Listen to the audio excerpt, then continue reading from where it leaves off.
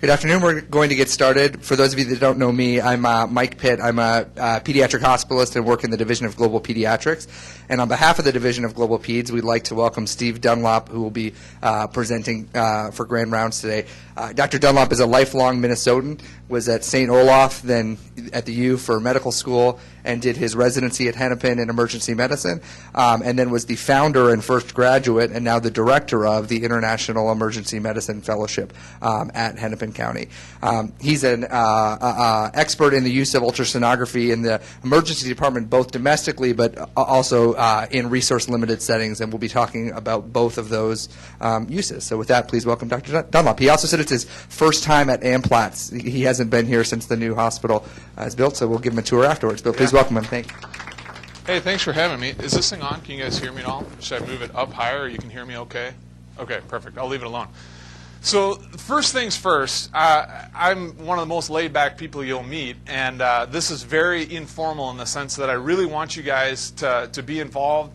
If you have questions or if things don't make sense, if you look at the image and say, Steve, that's a snowstorm, you need to point something out, I want you to do it. If you say, Steve, you're a liar, I want you to call me out, and we should talk about it, because as we look at ultrasound and as we talk about global health in general, it's a field that's just dramatically changing, even in the last 5-10 years, and will continue to exponentially change over the next few years. And so, as he said, I'm Steve Dunlop, and I hail from Minnesota, but I love to get out of Minnesota, and in fact, we'll be leaving next week back to Arusha, where I spend most of my time. We'll talk a minute about that.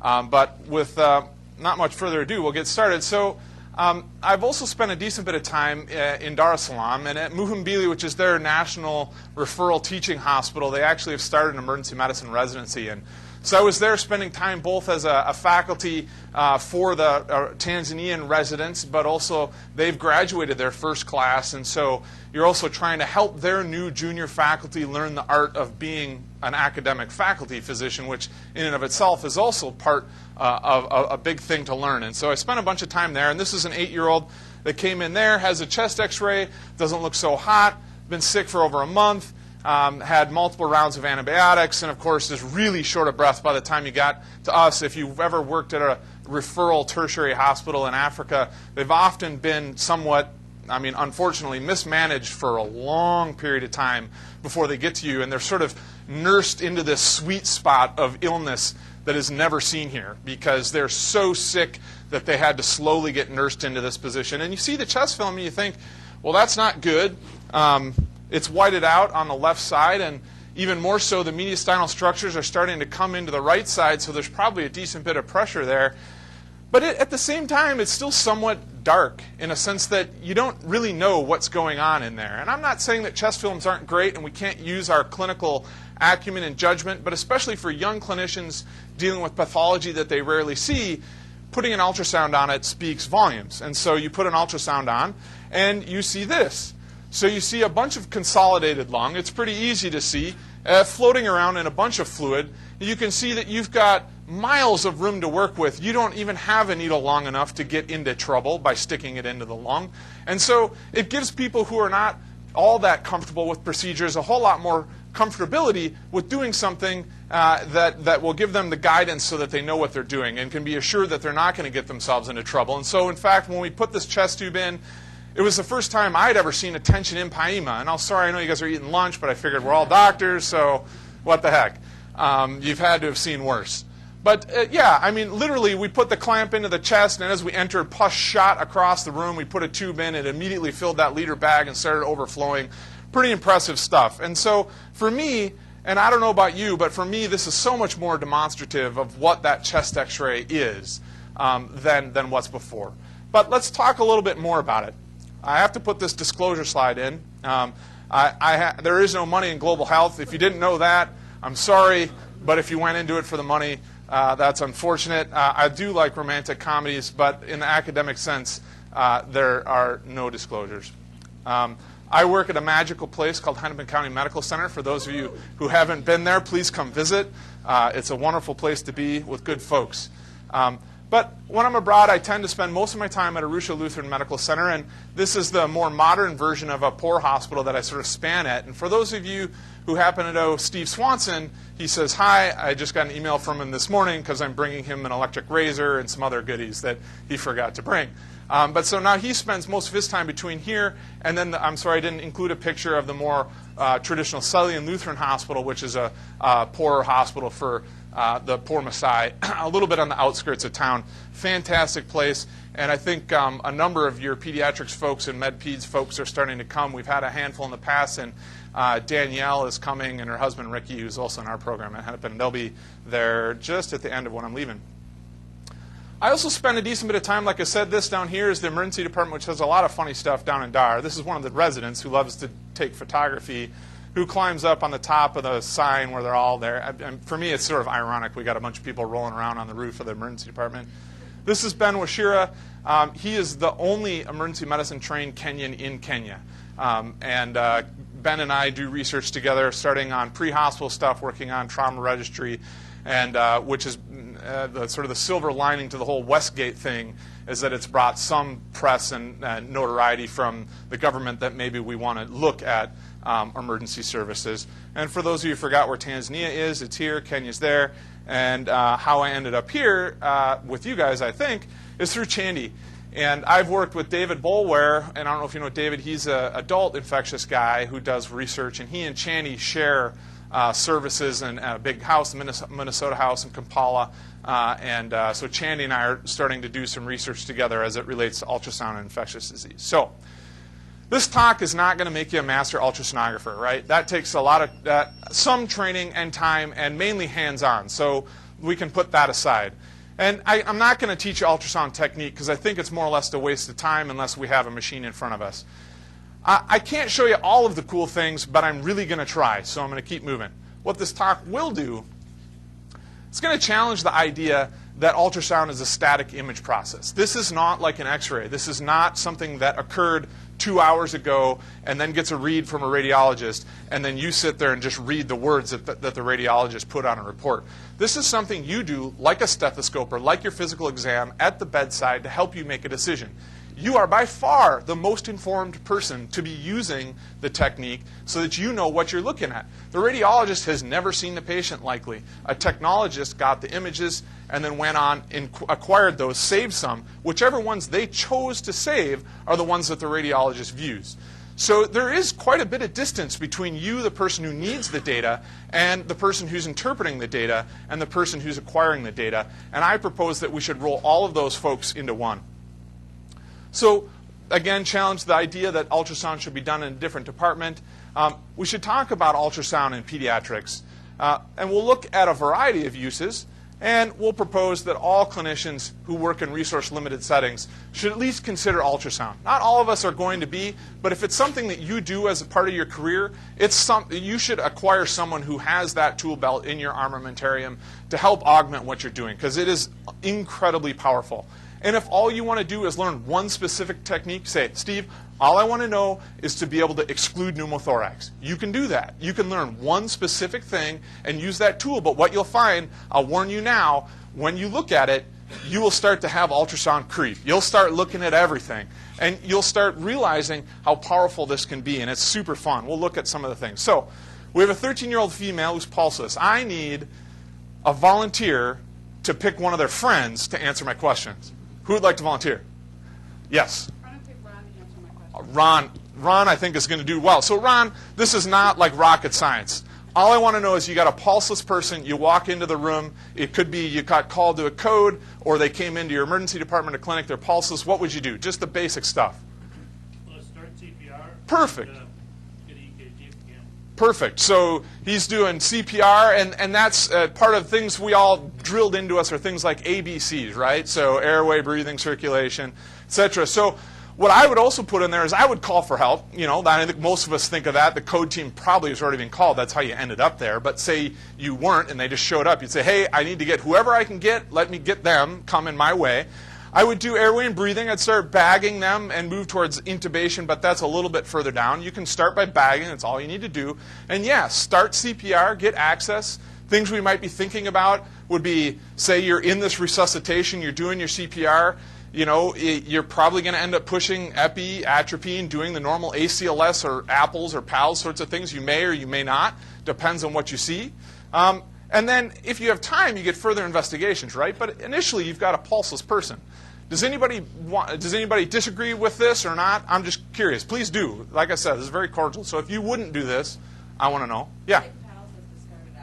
Perfect.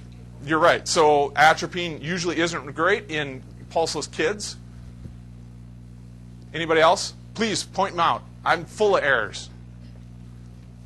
But so let's say you had an ultrasound. Let's say you're at Hennepin and you roll into our stabilization room and you have an ultrasound on every one of our stacks. So before the nurse even has stickers on the patient to do anything, I've got an ultrasound. And you see this. So pick a friend to say what they would do, how this might change their management. Just pick anyone else, some other poor soul. The guy in front of you. Jeff, it ends up with you. Sure, pick George. I mean, between you, what do you think you see? I mean, is the heart going? The heart trying to squeeze? Yeah, the heart's doing something, and it's actually trying to do it hard and well. So, and what we see if we look around the outside here, this is a whole bunch of fluid around that heart. So this is tamping on. Is CPR going to help this patient? You could do CPR on this patient all day long, and it's not going to make him any better. The only thing that we did out of our initial assessment here that was probably good would be to call for help. Airway and breathing is always not a bad thing. And maybe you could give some fluid. This is a preload dependent thing, although at the end of the day, this person needs fluid out of their pericardial sac. Yes? This is subcostal. Yeah, subxiphoid. So it's underneath looking up. And so this up here is going to be your right ventricle, which is completely collapsed. That's how we know that we're dealing with a filling problem. Here's right atrium, left ventricle, left atrium. And so what you see how it does that wiggle? The way I describe it to people, don't look at this a lot. If you see a heart that looks like it's doing the twist and just trying to get the hell out of wherever it is, it's probably in tamponade. It is not happy. And that right ventricle is just completely collapsed. We see a bowing that's coming in there that is not supposed to be there. And that patient's going to have a problem with preload. So we decide, well, we've got to do something about this. And this is the same actual patient, and I put this up here. And this is a different patient, but it has a better example, a better image, so I put them both up there. This I wanted to show you because it's pathognomonic for something. What is that? Does anybody know? This is in the pericardial effusion. This fibrinous strands equal TB. Now, when you're in sub-Saharan Africa, your TB is not way up your differential diagnosis anyway. But when you see this, the diagnosis is all but done. And so I wanted to show you that. This little image here, what it's showing is you'll see a needle peek in from this side right there. And then you'll see these little bubbles that go around here. And this is part of the technique to prove where you are. One of the things we get worried about is that we're putting the needle in the wrong place. I don't want to dilate anything up or suck anything off if I'm not sure I'm in the right place. So you've put your needle in, and now we've all changed to an apical approach. So no longer are we going through the liver to get to where we want to go. We say, why would I do that when I can see that the effusion is here and there's no lung, there's nothing, and it's about 1.5 centimeters from outside to inside the pericardium? Why would I drive 4 centimeters through the patient's liver up into their pericardium? And so even now acknowledged by the American Academy of Cardiologists is that an apical approach is also good. Now, I don't know that they have decided that that's okay in kids. There's a lot of this where it is all adult-driven, and that's even in the last, say, 5 to 10 years. When you get to pediatrics, and we'll talk about it, there is not much out there, which means there's a huge opportunity for a young academician who's interested in ultrasound. Just low-hanging fruit. So what you do, you get your needle in, you suck out a little bit of fluid, and you want to say, well, let's say it looks bloody. And you're like, am I in the wrong place? You just inject a little bit of that fluid back in there, and it puts in micro bubbles into circulation. Just like the Definity contrast that they use, you see these little bubbles now swirling in there. This isn't air that's going to make them embolize or do anything bad. You haven't injected air. There was no air in your syringe. It's just the fact that you've mixed it up a little bit as it goes back in. It produces things that make artifacts on ultrasound. You say, yep, for sure I'm in the right place. So you go ahead and you put your wire in. This machine that we had there, unfortunately, I couldn't record on the machine, so you'll see me, this is my iPhone. I'm like running my iPhone and the ultrasound machine and talking to the resident through the procedure. But here you can see the wire. This is not a needle, so wire in. That's not going to hurt anything. And then go ahead and put your catheter in. And what you get off is stuff that looks like this. And so you're drawing off fluid off the patient, and you have a nice stopcock there so you don't get yourself into trouble. And then you go ahead and you have a basin full of goodness. In fact, we took a handful of kidney basins off of this child. This was the second of 3 pericardial effusions I did within a week, taps. And this is the heart after 700 out and about 500 in. And what you'll notice is we have great right ventricular filling again, and the right atrium's up, and the patient is doing much better. Done under ketamine sedation. So we'll just keep rolling through some of these. So here's a 13-year-old pulseless patient. Again, CPR helpful? We see this a lot where we have our traumatic arrest, people who are bleeding, hemorrhaging, or in shock. Their heart can be beating as fast as it wants. If you do CPR on this, you're not going to improve on how well the heart beats. And so this is sort of a change in the paradigm of how we deal with pulseless patients, in a sense. There are a lot of patients who we don't do CPR on who are pulseless because I know that CPR is not going to help them. We move on then, and I would say, well, if the pump isn't the problem, then what is the problem? So I start looking at the IVC and say, here's the heart up here, here's the inferior vena cava here, completely collapsible. I say, this patient's got a volume problem. They need volume. Now, if you got to this and you saw a huge, tense, taut one, you'd say, all right, pump not a problem, volume not a problem. Now I've got a problem of peripheral vascular resistance, and you're thinking pressors, etc. Now, in kids, we'll talk a little bit more about this, I think, later, but in kids, we don't use straight IVC. There's a lot more research going on in this area, but they found IVC to aortic ratio to be a little bit more sensitive in dehydration. So you see that come up in the more current ultrasound literature. But it's essentially the same thing, because what they want to do is say, what's the proportion of the variability of the IVC to their other vessel that's in there, and use that ratio, because it ends up being a little bit more proportionate for children.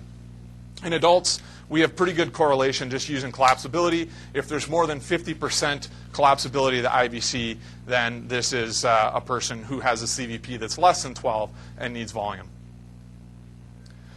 So this, yes, please. So, pericardial tamponade aside. Yeah. If you have somebody who just needs volume, I mean, in terms of checking their capillary refill, their blood pressure, their pulse, I mean, those things, do you think, I mean, obviously if you have something weird that's not responding, but, I mean, in ultrasound versus just sort of other... Oh, like clinical gestalt. You're saying, like, why do I need an ultrasound if my clinical gestalt is that this patient's volume down? Right. No, that's a great question.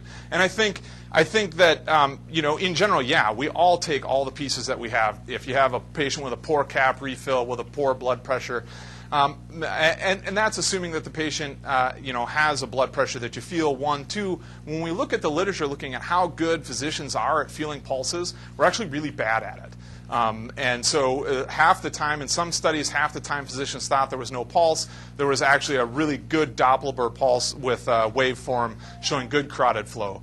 And so I would say that, you know, yes, if a patient looks like, you know, gray with no cap refill and they look more or less dead, then they're probably more or less dead, and I'm not going to be screwing around necessarily looking at the IVC. But part of my initial assessment, because a lot of stuff is happening at once, and this is, of course, assuming you have a team, but so you have someone trying to start access, and you have someone who's putting on stickers maybe to look at a rhythm. I'm sitting there with my ultrasound, and honest to God, in less than 30 seconds, I will look at the heart, the IVC, their belly, and their lungs, and know exactly what I'm dealing with. Like, I know, like, their heart works good, their IVC is small, they got blood in their belly or fluid in their belly, they're not.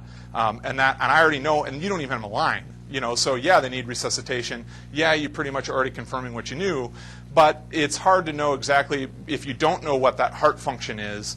If it's a really bad a heart that doesn't look good, it's a heart that has CHF, it's a heart that has all sorts of problems, then, you know, then it's going to throw you off. They'll still look hypovolemic, but their IVC will be super plump, but the patient more or less will look the same. Now, they may have RALs and they might be hypoxic and other things. That's usually a little bit down your list, and that's usually in a patient with a pulse. But it's a good question. You know, none of these things are taken in isolation, and never am I going to say that ultrasound completely takes away clinical gestalt, right? Because then you could just have an ultrasonographer run around. But at the same time, when we look at clinician-physician gestalt versus what's actually going on, we're pretty good, but we're not that awesome. This is pretty awesome. I mean, you know what you're doing. You know, your sensitivity and specificity are greater than 95% probably on almost everything that we're doing here, versus clinician gestalt is never that good. Does that make sense?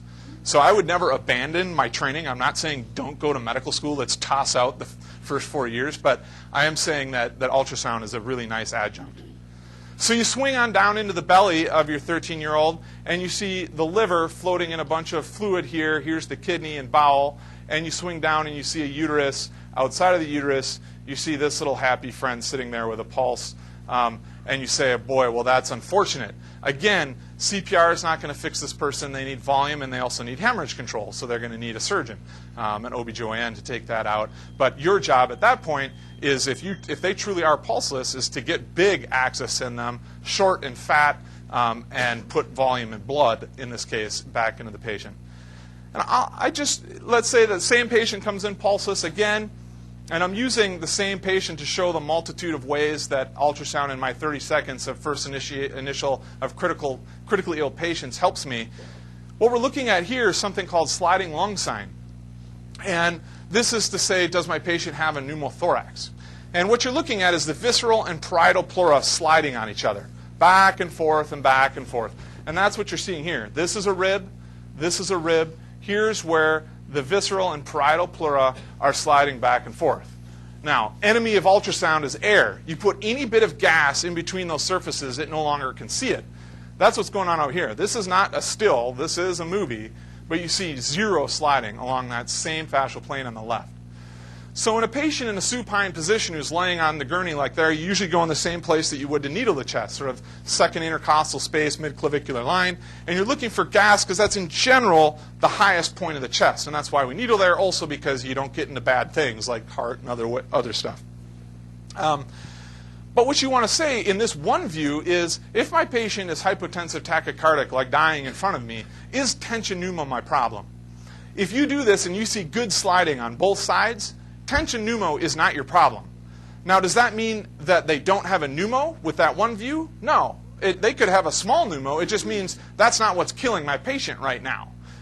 Now, Lichtenstein is a guy, the Europeans are eons ahead of us, and so especially in thoracic ultrasound. So if you want to read the Sentinel papers on this, it's this guy Lichtenstein, and they've developed a couple of, it's like a 7-sector area where you can look, and their sensitivity of ultrasound for any pneumothorax approaches that of CT, which is pretty remarkable.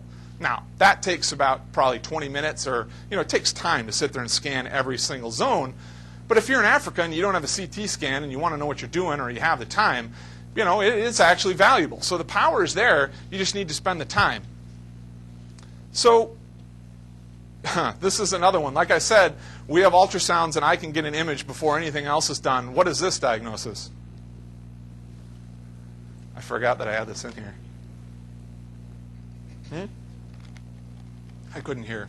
Looks like It is. In fact, it's VFib. So it's something that you usually don't catch on X-ray. This is kind of the equivalent of don't get the chest X-ray of tension pneumo. This is, don't get the ultrasound of VFib. But that literally the patient gets flopped on the gurney and you put it on there, and this is what you see. And you're like, oh, well, we better put some pads on that. This happens faster than you can even get the 5 leads on a patient. So they get shocked and they do better. So I think it's pretty well agreed across everywhere. And if you look at the literature, especially in pediatrics, that's where the lion's share of the literature is in peds emergency medicine, peds critical care, and that's where it started in U.S. medicine, was coming through the emergency departments and critical care, followed by ICUs, etc. So I think we can agree on the utility of ultrasound in critical care. Anybody disagree? I want to go back. Okay, I'll leave it at this. So let's look at ultrasound in peds. Chandy asked me to say, hey, when you give this talk, I want you to talk a little bit about the use of ultrasound in pediatrics. And so I started looking. And it is fairly decent to see. This was one of the first papers that kind of just looked at bedside ultrasound and peds EM fellowships in the U.S. And that was in 2008. And basically what they found, they had an 81% response rate of all the fellowships. 65% of peds had some training, in quotes, which is pretty undefined. 15% had a dedicated module, and only 28% own their own machine. And for anybody who does any ultrasound, if you don't have a machine accessible to you, you're not going to do it. I mean, you're just not. You're not going to get good at it. You're not going to do it. So this was actually looked at again recently, came out in Journal of Ultrasound Medicine in 2012. They looked at it's basically the same study over again to see how we done. Similar response rate. And now 88% has got some training, 70% has got a 2 to 4 a week module, and so we're getting better. What about general peds? Now, if you guys know data on this that I don't, please pipe up. But here's what I did. So I did an Ovid Medline search using pediatrics and ultrasonography.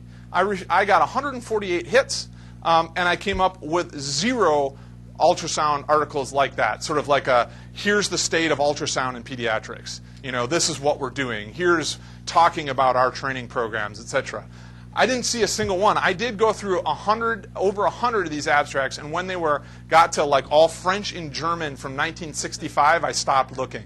Now, that doesn't mean there couldn't be other ones out there that I missed, but I went back and even tried dropping in other things like residency education or other things like this, and I really didn't come up with much. So again, like I said, this is an area for a young academician who's interested in ultrasound to really make a career, because this is a gaping hole. So context is king. Chandy asked me, he said, you know, can you talk about, he structured it like this. He said, talk about ultrasound for general pediatrics in the US, and talk about ultrasound in the developing world, and talk about research opportunities. And so when I initially sat down to kind of put this lecture together, that's how I was framing it in my head. And I was having all kinds of trouble, because I'm like, well, do I include it on this side or that side? Is this the developing world side or the gen ped side or US side? And when I was like, this doesn't make any sense, because truthfully, the way I use it and the way you ought to use it is the same.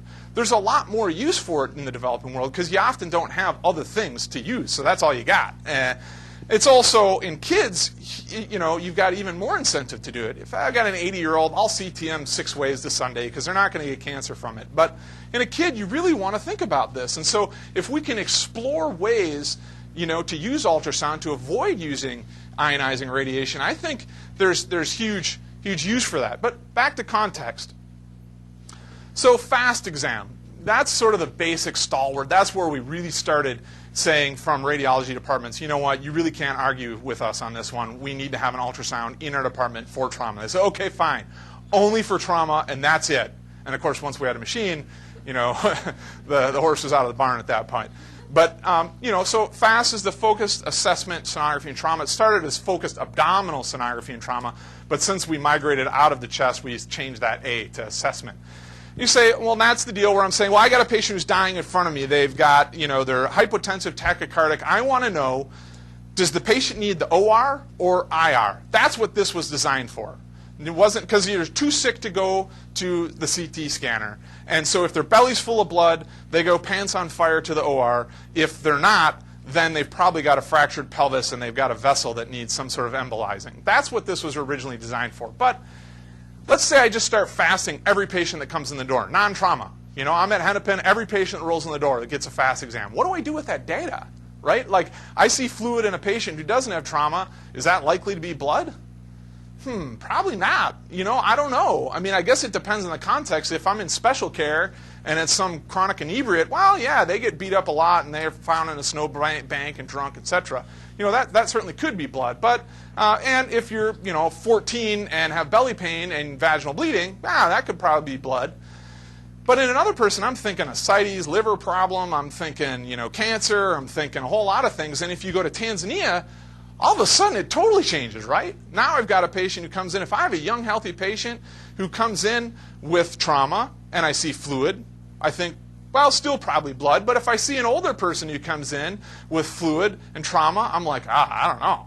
I mean, that could be ascites. I see way more people with ascites than I do with bellies full of blood, like massive blood. So what do? you stick a needle in it. If you're still worried about what it is and you see a fluid pocket, this is really not hard. These folks have big pockets of fluid, put a needle in it and see blood, not blood. And this is a picture from that exact context when I was in Dar es Salaam. We did the CT scanner. They do have one, it takes 2.5 millimeter or 2.5 centimeter slices in their abdominal CTs, so it's like reading a jigsaw puzzle. It's pretty hard. 2, they have to pay. If you can't pay, you don't get a scan. So most of our patients couldn't get a CT scan. But so we moved on and thought about, well, what about infectious disease? Like, what we're talking about is context. The reason we were thinking about the difference between trauma and whether it's useful or not is context. What about if I use this to try and figure out HIV? So this is thinking about use of ultrasound where it meets with infectious disease, where it meets with epidemiology. If I put myself in a place where the pretest probability is high enough, I can use ultrasound to diagnose infectious disease. And that's what a guy I know, Tom Heller, and I, we wrote a couple papers together. And Tom is a German guy, but he worked for a long time in KwaZulu-Natal. And he was seeing all these people with AIDS, essentially. So we're in sub-Saharan Africa. You're black. You have AIDS. And you basically have, you have chronic abdominal pain, some ascites, you're dropping weight, you have night sweats. You know, like this guy's got TB. There's no way he doesn't have TB. But the way that the guidelines are written is that you go through, and this has changed over time somewhat, but in general it was you got to give some sputums, and if you're sputum negative and chest x-ray negative, you don't get drugs. That's just the deal. You got to prove you have TB, otherwise you don't get the drugs from the government. Because they all come down through controlled programs. Now this has loosened up a little bit, but not a ton. Well, I said, well, I know this guy's got extrapulmonary TB. Well, then prove it. Okay, so I'm going to do an ultrasound-guided lymph node biopsy on a guy in the middle of KwaZulu-Natal where I have no one to prepare the slide for me and I don't have a pathologist to look at it for me. I mean, the whole thing is kind of senseless, and so we couldn't do anything. So what he did was he said, well, what if I use a scoring thing? What if I look for a periaortic lymphadenopathy, and I look for ascites, and I look for pleural effusion, and I look for pericardial effusion, and if that score triage is, if that scoring factor is high enough, I can say, this patient has got extrapulmonary TB, and I'm going to treat him as such. And that's what he did, and it worked well. And this was based just on symptoms, and actually has been adopted by South Africa. And so me and David Boulware and this guy Tom, we wanted to do the definitive study to prove it. But all the guys now out of South Africa that are doing the HIV-TB stuff, they said, that's stupid. Why would you do that? We already know that that's what it is. I beg to differ. I still think you'd find some other things in there, and it would be nice to have the definitive proof because places like Uganda and Tanzania still refuse to do that. And so you still have places where you can use interesting ways of ultrasound to prove your way around infectious disease and diagnostic challenges that you might have. Does that make sense to folks? So I would challenge you to think about, you know, the reason that one of the reasons I'm here to talk about this is I am not a pediatrician. You guys know a whole ton more about pediatric disease than I do. But I want you to start thinking about learning ultrasound, and then how can I use this for peds things that can improve care that I'm never gonna dream up. So what are some of those other uses? And we're going to just start whipping through some things here. And if things don't make sense, you let me know. But I wanted to cover a lot of ground just so you could kind of whet your appetite to say what's possible and make it easy to see for someone who's never looked at an ultrasound image before to say, you know what, I can do this. So vascular access, you know, this is one that we all do on a regular basis. This is probably part of your common practice here. But easy, if you can see it, you can stick a needle in it. And so here's your needle in a vessel in a longitudinal plane. You see your wire going in. There's nowhere else that wire is. I mean, that's it. And this is the view that I make all my residents show me after before they dilate. Wire in, I want you to show me a longitudinal view and compress it with the wire in. There's nowhere else. Like, you have 0% complication rate if you do it that way. This is something that you guys do on a regular basis, but maybe don't look at the images. This is appendicitis. So what you're looking at here is a classic appendicitis. Initially, in the target sign there with periappendiceal edema, that's what the black is. If you measure this out, it's greater than 1 centimeter. This is classic appendicitis. And what's the neatest part I love about this exam is that it's a place where you can ask the kid, the best way to do this is to ask the kid to put his finger where the pain is, or have him take the probe, put the probe on your pain, and increase his sensitivity by a lot. Because us blindly looking, kids are really good at localizing pain, especially once it's become peritoneal, so it's kind of fun. This is one that we use in the department all the time. And sorry, these aren't movies. These are static images. My 2-year-old won't walk. The whole, is it a septic joint or is it like a transient tenosynovitis, or and what do I want to do with this? Well, what we do is we ultrasound it, and this is the right hip and this is the left hip. What you're looking at here is this is the metaphysis, here's the physis, here's the epiphysis down there, and you see this black is fluid in the joint capsule. Here's the other side, much smaller. All joints have fluid in them, but when there's asymmetry in the joint, that's something that's going to make me either pay close attention to it or really consider tapping that. Now, you can get edema even with non-septic joints, but this is a piece that helps us to know what you're going to look for. It can be done in the department and actually makes it really easy to get a needle in it. I mean, you just stick a needle in it, and you can see there's nothing between you and it. There's no vessels. There's no, I mean, it's right there, and you put a needle in it just like you would a vein. Now, pneumonia. This one's a little bit harder to see, and I don't know how well it transmits up here, but we're looking in the lung, and lung normally looks like what's over here. Nothing. Snowstorm. Here you start to see organized tissue, and you actually can even see it looks like a vein almost, or a little tube that's in there.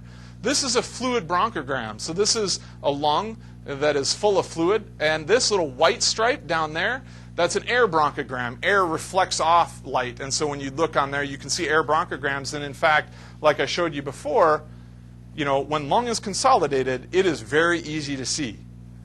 So how can we use ultrasound to look at lung diagnosis? And this is, Chaney and I started talking about this on the way home from ASTMH. And Chaney was saying, hey, I saw the coolest presentation on these guys that gave a 1-hour training session to pediatric emergency physicians on pneumonia. And their sensitivity and specificity were amazing. They were better than chest x-ray. Actually, their problem was that they had to increase the size of what they found. They had to say, instead of half a centimeter, they had to bump it up to a centimeter. Otherwise, they were too specific, and we started finding things that we didn't know what to do with. It'd be like if you CT'd every kid who had a cough, you'd probably find a lot of stuff that you don't see on a chest film, because viruses cause pneumonitis too. We just don't see it radiographically, and so we say it's fine, go home. Now we start doing this. There's a lot of information we don't know, and one of your own, Nate and I have been talking about doing pediatric ultrasound in Uganda, and so we spent time ultrasounding, and we'll get them a machine, and we'll send them to Uganda and start scanning things and see how we might do this. Now, this is a huge challenge. We don't know where we go with it. We don't know how it'll impact IMCI guidelines or what else, but it's interesting to do. Kid hit in the eye with a rock. This is the eyeball. This is blood in the eye. It's called washing machine sign because as you move back and forth, you just see the blood swirling back and forth. You also see this nice little structure here. That's the retina. It's detached from the back. This is easy to do. Now, I will put a caveat. If you see a patient and you don't do this, ophthalmology will completely have a seizure if you don't do this a lot and have a working relationship, if you think there's a penetrating injury. If there's penetrating injury, the dogma is don't ultrasound it. That said, when we do this, which we do and we've worked out with our ophthalmology, is we just put a whole bunch of goo on their eyeball and the probe never even touches their eye. You don't even have to put any pressure on the eye and you can get an image, and I'll show you some different tactics of that, but just want to put a disclaimer out there. So it was kind of serendipitous. I showed up during my fellowship at ALMC, and they were opening up a spina bifida and hydrocephalus surgical program, but they had no CT and had no real way to image. Well, it turns out when you have hydrocephalus, your fontanelle stays open for a lot longer, and the head's just full of water. So with some gel, you can look through the fontanelle and ultrasound the brain. So this is a brain. Here we have asymmetric cerebral ventricles, and this is something where I can keep track on who this is. Baby Lizer, and Baby Lizer has asymmetric spina bifida, so I know where they started with. I know after they got their bifida repair, if they're growing, whether they need a shunt, whether we do the shunt at the same time or not. We can look at this, but we say, well, what if they've had chronic changes, and I want to know if their ICP is high? Well, this is papilledema. We all know, look in the eye for papilledema, because kids will sit still and let you look in their eyeball, and if their pressure's high, right? So this, you can see the same thing on ultrasound. Here's a nice papilledema, and actually what you do is you measure the optic nerve sheath diameter. The optic nerve sheath is contiguous with the dura, and therefore pressure that is around the brain will be transmitted up the optic nerve sheath, and the diameter of the optic nerve sheath gives you insight as to how high the ICP is. And that's how I got in with David, is we were looking at this with cryptococcal meningitis patients who, of course, the dogma is to treat them. You stick a needle in their back and drain them. And it was so amazing to watch these guys. They're so good at LPs. They walk around, put it in, just put a basin, let it drain till it stops draining, and then pull the needle out. And I was just like, oh my God. But, what we were able to do is then hook up manometers, see what the pressure was when they out, look at the eyeball, let it drain, check it again. They do LPs on 0, 1, 3, 7, and 14. You get a lot of data looking at how well ICP correlates with this, and it's pretty good. It's very much operator dependent, as is all of ultrasound, but when you know what you're doing, this is about 90% sensitive and specific, which isn't bad for a non-invasive way of looking at ICP. Child abuse. Now, this is something that's interesting, and especially for emergency physicians, we're always on the lookout for. You suspect fracture, and so getting plain films are easy enough to do, and you can get a babygram, but looking inside the skull and looking at ribs and stuff, if you look at the literature on x-ray, prospectively, we're less than 50% on fracture identification on chest films for fracture. If you look retrospectively, where you have a CT and you know there's a fracture there, it still is often close to 80% that you can see. So x-ray is not good for seeing rib fracture. This is a rib fracture. Here's the cortex. Here's the break in the cortex. I diagnose almost all of my fractures now, if I really need to, and where I do this more is on adult women of domestic violence. Why? Because a fracture is a felony. And if I can't prove it, then I can't show it. And we've actually successfully gone to court and proven this as a fracture. It's now admissible as a way to diagnose fracture. And so you can see fractures anywhere. This is fracture reduction. So we'll use and have described reducing Colles fracture, distal radius fracture, just using nothing but an ultrasound. And if you look at the sides here, the depth, this whole thing from here to here is a centimeter. So what we're talking about is way more detail even than what you're looking at when you're using fluoroscopy. I'm looking down to very minute areas to know how sensitive it is, and what you're watching is my resident trying to get this piece of cortex back into where it's supposed to go over here. Like pull it out, distract the injury, pull it around, and then get it in the right place. But fracture identification is easy. Looking at small parts. Now, I put this up here because it's a felon, not because you guys do a lot of felon drainage. I don't know, maybe you do, maybe you don't. Felon, if you don't remember, is the finger pad on there. It gets an infection. It's like an abscess in the finger pad. You want to know whether there's pus in there. Well, we did this mainly for fun, but you wonder, well, how did we get this image? Here's the finger. We're actually looking at it sort of cut transversely here, and I can see all the way around the edge of it. And the reason I put this in here was to show you the technique of water bath ultrasound, which in kids is really helpful because they got really small parts, and it's really hard to keep your probe with contact on the patient. So you put your probe with some jelly and a glove, and you put it under water, and then you don't even have to touch the patient. You'll notice this is black between here and the patient. This is water. The probe is not on the patient. It's just shooting through the water and then into the patient. This way I can look around curved structures. And what I'm looking at is a hand that is bending, and I'm looking at their tendon, their flexor tendon of their hand. And you can see the striated portions of the tendon coming around the metacarpal head right here. And I wonder, well, what about someone who's got flexor tenosynovitis or an infection around the hand? There's the fluid sitting right around the tendon. So now when I have ortho, it's like, well, but what's their CBC? And I don't really care what their CBC looks like. Look at the guy's hand, man. And you can look at this and say, this is what's going on. You can also see ruptures with this. Same with joints. Here's a carpal joint. And say you wanted to put a needle in the joint, you can see yourself put a needle in the joint. This makes tapping small joints very easy. For those of us that hate tapping small joints, this gets a whole lot easier. Foreign body. Easy to see your forceps grabbing something and pulling it out. In this particular instance, that happens to be a kidney stone stuck in a guy's urethra.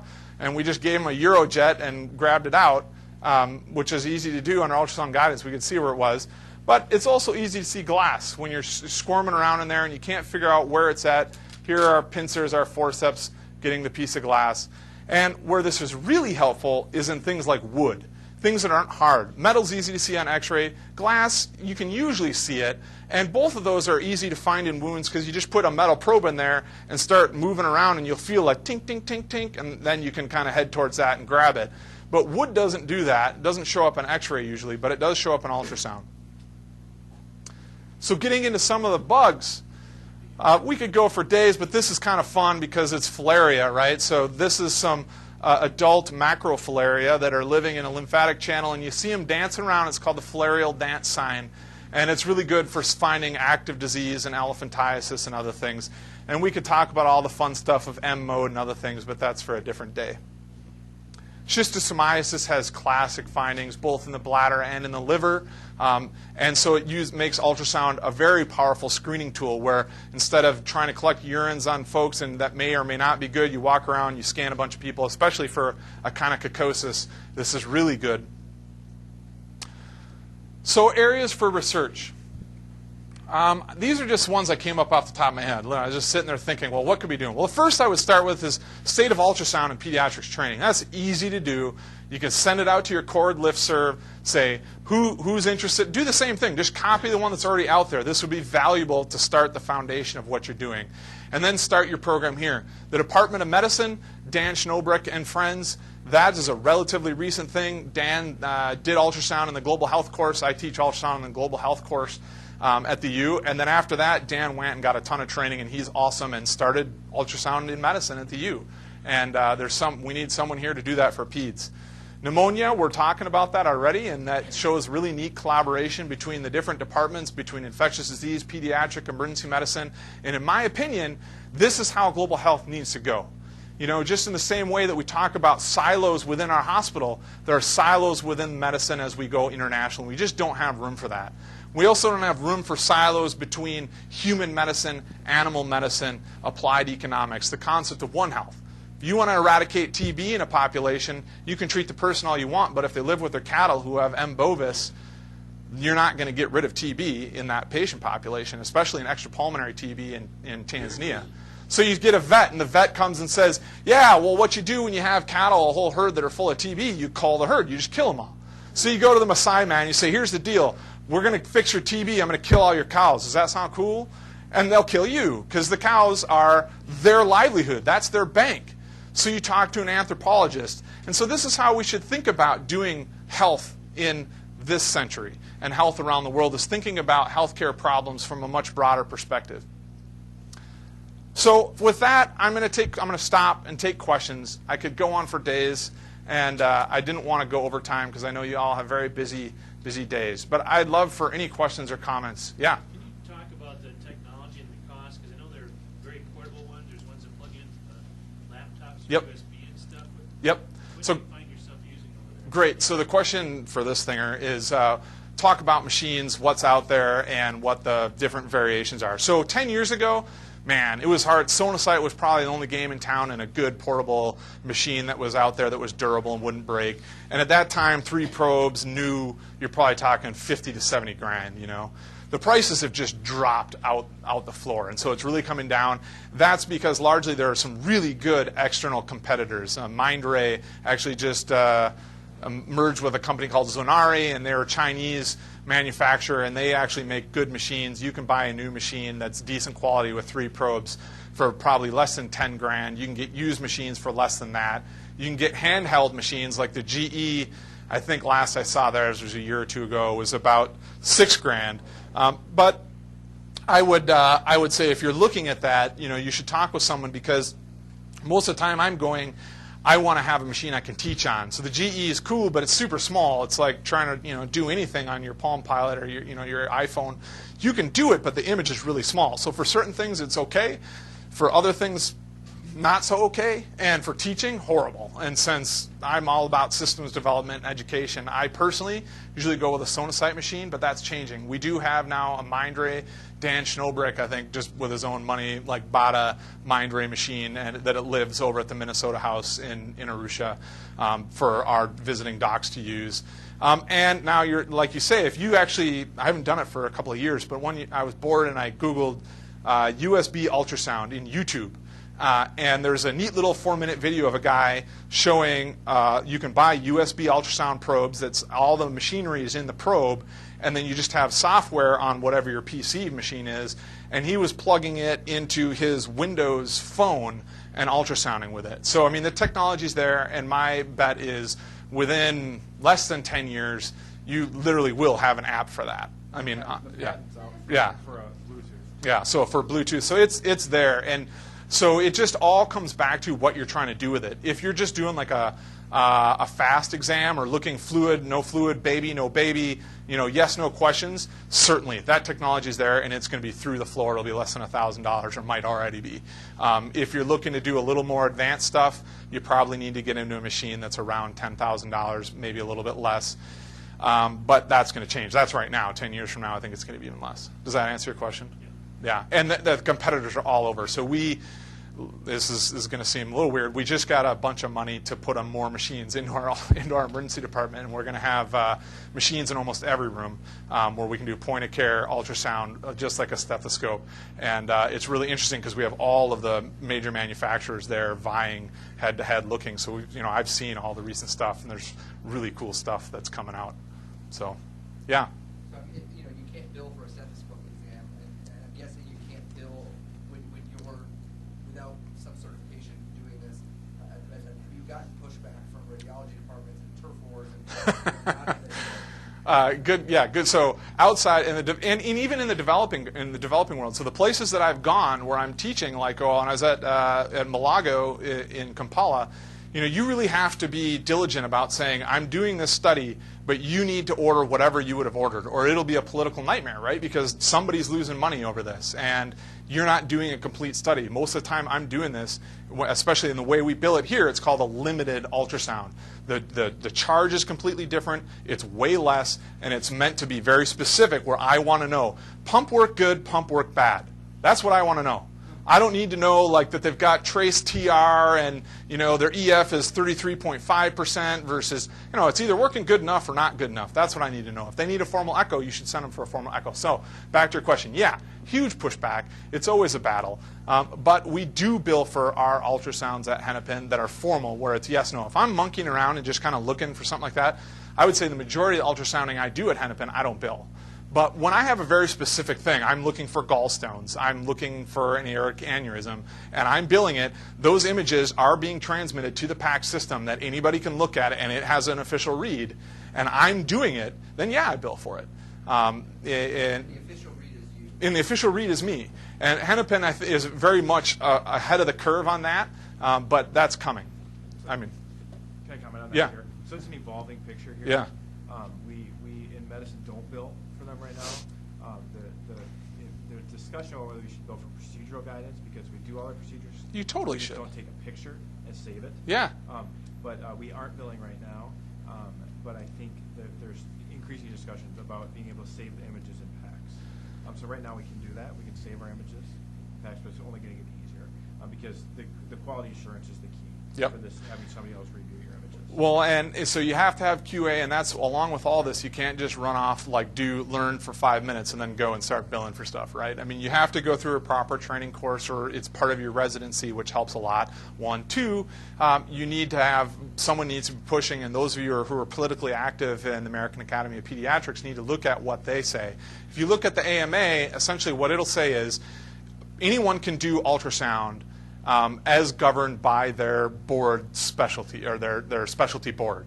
So then you just need to have whatever the guideline is at the American Academy of Pediatrics to show what your guideline is. And what medicine is doing, they're about having it there, as I understand. They're just essentially pushing through the same language that emergency medicine has, which we've made very public because we want everybody to be able to do ultrasound. So it shows the training course. They go to school on saying you need to have 25 to 50 of these various ultrasounds, a new X number a year, and have QA, etc. But that stuff's all there. It's all published. It's all easy to get. So if that hasn't happened in pediatrics, whoever it is that's picking up that torch with ultrasound, state of pediatrics, pushing through that legislation, these are things that make a career. I mean, you will be the person who does that. So it's easy to do. Yeah. Are there good age-established norms for these point-of-care things that we're looking at? No. Okay. So like. Looking at the size of Right. So there's they do use different cutoffs because there it is. Obviously, when you want to play, if you want to play with your numbers of sensitivity and specificity, all you need to do is like put your the size of the optic nerve sheath down to 0, and you'd be 100% sensitive, but not specific at all. And as you move that up, you kind of play with those numbers. And so they have done that with kids. Now, there is, as I recall, it's been a couple years since I looked at this, but they did like age less than X, like 10 or 12. And at that, they used a smaller cutoff to have elevated ICP. And all of this literature predominantly comes out of essentially neurointensive care units, where someone's got a bolt in their head, and they just walk around a SICU and look at their optic nerve, look at the bolt, data point, look at the optic nerve point. So it's a little bit artificial, especially if you want to start doing the actual, in vivo sort of in the, prospective stuff. That just hasn't been done, at least not in any great quantity, and not delineating, say, infant versus, at what age does it make a difference? Someone needs to do that. We don't know. Any other questions? You guys are a quiet crowd. Well, I appreciate your attention, guys. Like I said, anytime I can ever be of help, let me know. My email's there, and Cindy and Tina and a bunch of people know where I live. I'm in the emergency department, but this is my last official thing until March 12th. What? I'm out of here. I'm going to Tanzania, so see you guys in March.